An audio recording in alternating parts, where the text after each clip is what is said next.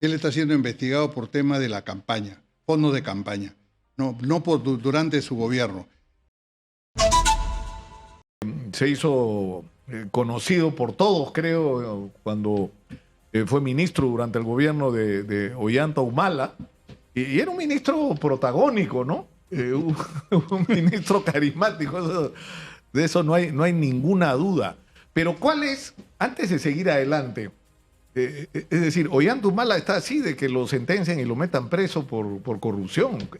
¿Qué es lo que piensa alguien que ha sido parte de ese gobierno y ha sido cercano? Bueno, durante el gobierno del presidente Ollanta Humala y en el año que me tocó participar, yo no vi ningún acto de corrupción.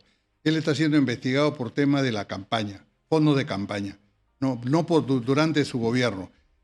Durante el primer año que me tocó ser ministro del Interior y también lo acompañé como primer ministro, yo vi el comportamiento de todos los ministros era espectacular. Todos pensábamos en el país, no se vio acto de corrupción, se trató de hacer las cosas de la mejor manera y yo creo que ese año el crecimiento del Perú se mantuvo.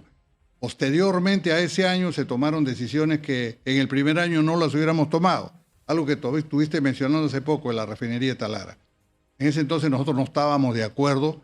El segundo gabinete no estábamos de acuerdo con la refinería porque pensábamos que era un gasto demasiado grande y que el Perú no necesitaba para el futuro no necesitaba una refinería. No, y además eran 2.000 millones en esa época. En ese entonces era 2.000 millones, no llegaba ni a eso. También había otro aspecto que discrepábamos, era el tema con el gasoducto del sur. A pesar de que era una necesidad para el sur, no concebíamos que podía hacerse con una sola empresa una licitación de tal monto, tan grande, ¿no? Así hayan dicho que las otras empresas se habían retirado en el proceso. Lo que imponía ahí era convocar 3 empresas más y hacer una licitación mucho más abierta por el monto, ¿no? No, pero además fue tramposo porque eliminaron con subterfugios a uno de los...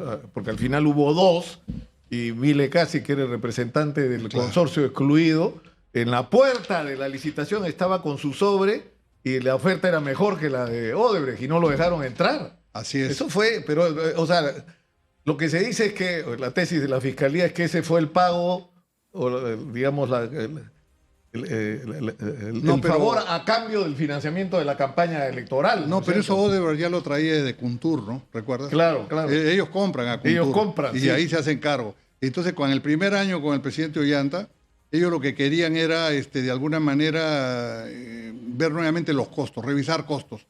Y esos costos de 1.800 millones se fueron a 4.500, cosa que nosotros vimos que era una locura.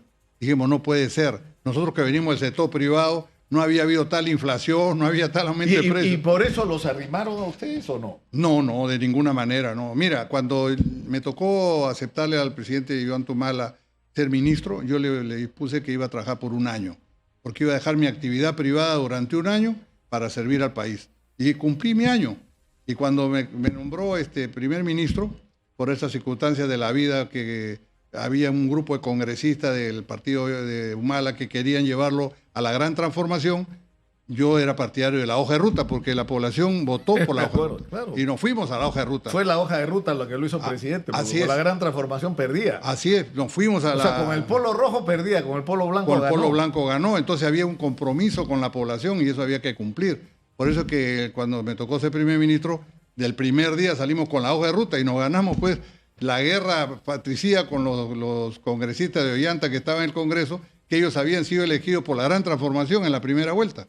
Entonces hubo todo un problema, pero felizmente la oposición muy responsablemente apoyó a ese gabinete. Ahora, ¿no? ¿pero qué es lo que ha pasado con la política que se ha deteriorado tanto? O sea, yo creo que nunca ha habido un Congreso del nivel que tenemos, ni una gestión en el aparato del Estado tan lamentable como la que estamos teniendo. Porque no hemos creado partidos políticos democráticos. Lo que tenemos ahora son sociedades anónimas cerradas. Tenemos partidos dinásticos. Si el Perú hubiera tomado la posta de todos los partidos que venían, como el APRA, Acción Popular, que eran orgánicos, que tenían una meritocracia, hubieran hecho más partidos de repente de esas mismas características, estaríamos hablando de otro tipo de congresistas. Pero si vemos, pues, es una sociedad anónima cerrada, donde entra cualquiera, el que pone más plata, ocupa un puesto en la lista, es el Congreso que tenemos y vamos a seguir teniendo.